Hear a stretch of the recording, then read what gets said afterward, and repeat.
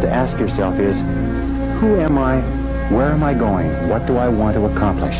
And there are three major areas of goals that you have to think about. The first is your personal and your family goals. These are the reasons why you're alive. What do you want to accomplish for yourself and for your family? Write them down. Define them clearly. The second set of goals that you have to ask is your business, your career, your financial, your material goals. What is it that you want to accomplish in the external world?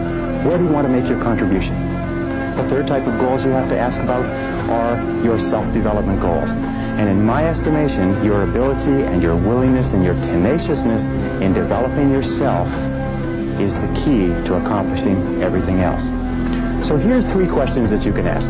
The first question is, what would you do? What would you set as a goal for yourself? What would you want to be or have if you just won $1 million in the lottery?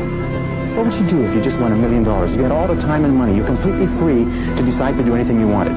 If you won $1 million, what would you do differently? Think about that. Hold that in your mind. The second question is, what would you do if you just learned today that you only had 6 months to live? What if you only had 6 months to live? What would you stop doing? What would you do more of? Who would you spend time with? Now, the answer to that question is very interesting because what it tells you is what you really value. What is really important to you?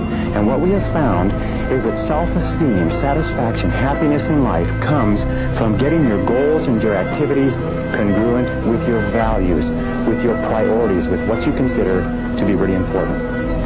Now, here's the third question. The third question is, what one great thing would you dare to dream if you knew you could not fail? If you knew beyond the shadow of a doubt that you could not fail, what one thing would you set as a goal for yourself? Because sometimes answering that question will tell you the one thing that you've been put on this earth to accomplish.